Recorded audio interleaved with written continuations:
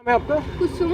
कुसुम, मेरा रैंक 38 है। आपका रैंक 38 है। हाँ जी। ओके इनको ऑब्जेक्शन है कि एलिगेशंस लगा रहे हैं कि सिब्लिंग्स सेलेक्ट हो गए हैं। ओके। मैं और मेरे भाई दोनों ही सिलेक्ट हुए हैं। हम मुझे बताओ 1 लाख 2 लाख बच्चा अगर अप्लाई करता है फॉर्म के लिए, उसमें से 1,33,000 जो है 90 वो एग्ज़ाम देता है। तो फाइनेंस अकाउंट असिस्टेंट में तो सिबलिंग्स की बात ही नहीं है। एग्ज़ाम को आप कंपेयर कर रहे हो, नंबर कंपेयर कर रहे हो। मेरा एसआई भी क्लियर है और अकाउंट असिस्टेंट भी क्लियर है। बताओ हमारा क्या कसूर है कि हमने जेके एसएसबी के फॉर्म भरे। हम सुबह यहाँ 8 बजे से बारिश में बैठे हुए हैं, कोई सुनने के लिए नहीं है। किसी ऑफिसर से बात करते हैं, वो बोलते हैं कोई बात नहीं, कुछ नहीं होता, होता रहता है, आगे करो, आप आगे भी क्रैक कर लोगे। तो जो हमने 2 साल से हम बैठे हुए हैं घर पे, वो हमारा आप टाइम वापस दे दो। हमें बता दो, जहाँ तो हमें जहर दो, हम पी लेते हैं यहीं पे। हम यहाँ से नहीं उठेंगे, आपको कुछ ना कुछ डिसीजन लेना पड़ेगा। स्क्रैप कोई सोल्यूशन नहीं है कि बार बार हम यही फॉर्म फिल करते रहें और एग्ज़ाम देते रहें और तुमसे क्रैप करते जाओ। चाहते हैं कि अगर आपको इंक्वायरी करनी है आप करो, हम आपके साथ हैं सर। हम मतलब स्कैमर्स की सपोर्ट में भी नहीं है। हम चाहते हैं कि स्कैमर्स बाहर आएँ। हम सारे के सारे आपके साथ कोऑपरेट करने को तैयार हैं। आप 3 महीने ले लो, 4 महीने ले लो, हम डिले सहने को भी तैयार हैं। लेकिन ये गलत सर, ये मतलब स्क्रैप करना is not a solution. So you want age relaxation और यू वांट सिलेक्शन लिस्ट? हमें सिलेक्शन लिस्ट चाहिए, बस हमें और कुछ नहीं चाहिए, हमें सिलेक्शन लिस्ट चाहिए।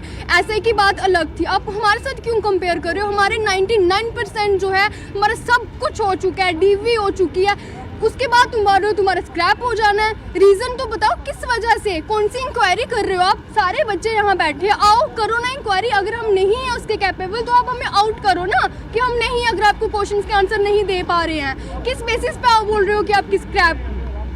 सर मैं जम्मू से हूँ, मेरा 89th रैंक है फाइनेंस अकाउंट असिस्टेंट में। ठीक है सर देखो, इसमें हमें फ़िलहाल अभी तक सर, हम अभी आज ये फर्स्ट डे है कि हम बाहर आए हैं। इसका रीज़न ये है कि हमें सर इन्फॉर्मेशन मिली है कि इस पे इंक्वायरी बैठी है। इनको इन्फॉर्मेशन मिली है और सर ये इन्फॉर्मेशन हमें बिल्कुल जेन्युइन सेक्रेटरीट से भी मिली है और ये जेके एसएसबी से भी मिली है।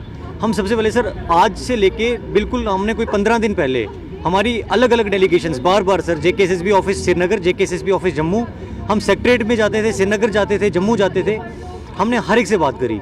स्टार्टिंग में सर इनका ये था कि इसमें कोई भी ऐसी प्रॉब्लम नहीं है, आपको टेंशन लेने की कोई नीड नहीं है, आप आगे तैयारी करो।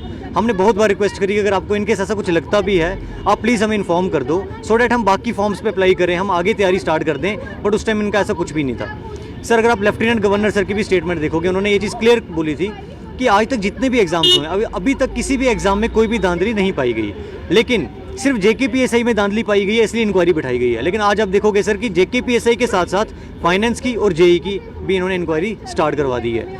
अब हमारा क्या मोटिव ऐसे हैं कि अगर आपको इंक्वायरी करनी है आप करो, हम आपके साथ हैं सर। हम मतलब स्कैमर्स की सपोर्ट में भी नहीं है।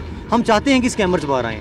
हम सारे के सारे आपके साथ कोऑपरेट करने को तैयार हैं। आप 3 महीने ले लो, 4 महीने ले लो, हम डिले सहने को भी तैयार हैं। लेकिन ये गलत सर, ये मतलब स्क्रैप करना इज नॉट अ सोल्यूशन। बार सिलेक्शन लिस्ट और you want age relaxation? Sir age के बारे में तो कोई बात ही नहीं है सर। देखो क्या है, 2 साल का हमने पूरा एफर्ट लगाया कंप्लीट, क्योंकि 2020 की नोटिफिकेशन है। तो एज वाली बात रही सर, ये तो सेकेंडरी बात होगी ना। प्राइमरी है कि अगर हमारे आप यहाँ तो 2 साल उठा दो, जो कि पॉसिबल नहीं है, तो जो हमारी मेहनत है उसके बेसिस पे एटलीस्ट हमें अपनी लिस्ट दे दी जाए। ये सर ये चीज़ गलत है कि आप किसी 2-3 एलिमेंट्स, वो भी अगर आपको मिलते हैं, वो भी अभी तक कंफर्म नहीं है सर, इनकेस अगर आपको मिलते भी हैं, क्योंकि आप पावरफुल हो, हम पावरफुल नहीं है, बट हम इतनी डिमांड करेंगे कि आप उन एलिमेंट्स को साइड कर दो सर, एफिडेविट लिखवा दो। आप आगे जाके भी तो उनको बाहर कर सकते हो, लेकिन ये कोई रीज़न नहीं है सर कि आप किसी मतलब 2-3 एलिमेंट्स की बेसिस पे आप 972 कैंडिडेट्स को पूरा का पूरा उनका फ्यूचर खराब कर। ठीक है। और सबसे बड़ी चीज़ सर, ये जो हमारी रिक्रूटमेंट है ना सर, ये फास्ट ट्रैक रिक्रूटमेंट के हिसाब से बोली जाती है कि ये फास्ट है, लेकिन अभी तक देख लो सर 2020 16 दिसंबर को नोटिफिकेशन आया, 4 बार हमारा ये पेपर पोस्टपोन हुआ और अभी 6 मार्च को हमारा एग्जाम हुआ। हमारी डीवी कंप्लीट हो चुकी है, हमारा सब प्रोसेस कंप्लीट हो चुका है। एट लास्ट जब हम इस मूवमेंट पे हैं कि आज हमें बाहर आना पड़ा, आप सामने देख सकते हो सर, ये सब करना पड़ रहा है। दिसंबर 2020 में ये फॉर्म फिल किया था फाइनेंस अकाउंट असिस्टेंट का, जिसका एग्ज़ाम 4 बार डिले होता रहा। तो फाइनली मार्च में जाके इसका एग्ज़ाम हुआ 6 मार्च को। उसके बाद रिजल्ट भी आ गया, सब कुछ ठीक ठाक चल रहा था, हमारी डॉक्यूमेंट वेरिफिकेशन भी होगी। उसके बाद सर जब से एसआई का रिज़ल्ट आया, उसमें बताया गया कि वहाँ पर स्कैम हुआ है। तो उसके बाद से हमारे एग्ज़ाम को भी बीच में घसीटा जा रहा था फाइनेंस का कि इसमें भी कुछ धांधली पाई गई, ये सब हुआ। पहले सब कुछ ठीक था, उसके बाद से सर ये मार्क्स कंपैरिजन का इशू भी खड़ा कर रहे हैं। जैसे कह रहे हैं कि किसी के अकेडमिक्स में मार्क्स कम है तो वो बंदा कैसे यहाँ पर स्कोर हाई कर सकता है फाइनेंस काउंटर असिस्टेंट में। तो सर जैसे कि मेरा भी फ़ोन नंबर काफ़ी ज़्यादा वायरल किया गया, जैसे मेरे अकाडमिक्स को टारगेट किया गया कि मेरे स्कोर वहाँ पर कम है, मैंने यहाँ पर अच्छा स्कोर कर लिया है। सर ये जो कुछ लोग हैं इन्होंने एक ऐसा प्रोपेगेंडा चला दिया इंटरनेट के ऊपर कि सर मुझे बहुत ज़्यादा डिफेम करने की कोशिश की गई। इतने एलिगेशन लगाए गए जिनकी कोई बेबुनियाद जो एलिगेशन है उनका कुछ है ही नहीं है। और सर इतना ज़्यादा मतलब मैं फ्रस्ट्रेट हो चुका हूँ कि मैं जहाँ भी जाता हूँ मुझे लोग ऐसे देखते हैं पता नहीं मैंने कौन सी चोरी की हुई है, ऐसी मेरी इमेज बनाने की कोशिश की गई है। तो मैं इतना परेशान, मुझे लग रहा है शायद मैंने मेहनत करके बहुत बड़ी गलती कर दी। मैं इतने साल से तैयारी कर रहा हूँ, पहले कुछ एलिगेशन लगाए गए कि ये बंदा कह रहा है मैं लाइब्रेरी जा रहा था, कोविड में लाइब्रेरी बंद थी, लॉकडाउन था। तो सर उसके बाद जो मेरे अकेडमिक्स को लेके चलाया जा रहा है कि इसने कैसे स्कोर ज़्यादा कर लिया, मैं सारे डॉक्यूमेंट साथ में लेके आया, मैंने गाड़ी में रखे हुए हैं। अगर किसी को कुछ भी वेरीफाई करना है, मैं यहाँ बैठा हूँ, मेरे से आके बात करो, मेरे डॉक्यूमेंट चेक करो, कहीं भी गलती निकलती है तो मेरा कसूर है, वो मुझे बाहर निकाल जाए इससे। मैं खुद सामने आके सब कुछ कह रहा हूँ।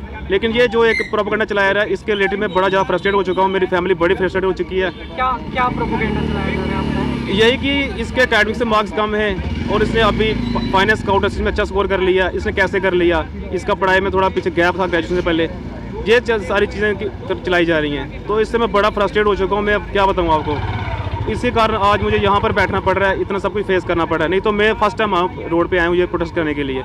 उससे पहले हम लाइब्रेरी जाके पढ़ते थे और लाइब्रेरी से हमें सीधा यहाँ पर आना पड़ रहा है ये सब फेस करने के लिए। अब ये बताओ कि किसकी गलती है?